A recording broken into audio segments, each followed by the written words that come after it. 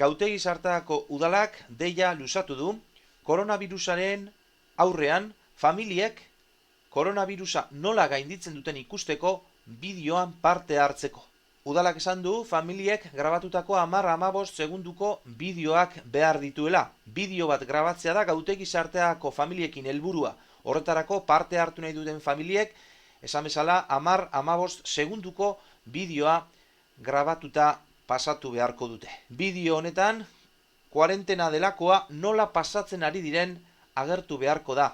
Bideoa mobilarekin grabatu beharko da, eta bideoaren bukaeran danon artien laster gauzkalien esan beharko da. Kontutan izan, bideoa jendea animatzeko dela, beraz bideoak alaiak izan beharko dira, eta bata bestearen ganako hurbiltasuna sentiaraziz.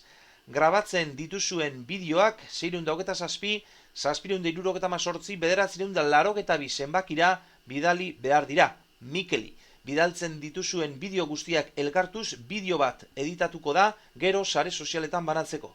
Animatu zaitezte beraz, Gautegiz Arteagan. Behin bukatzen denean eta editatuta dagoenean zabaldu nahi da orduan txebakarrik bideoa.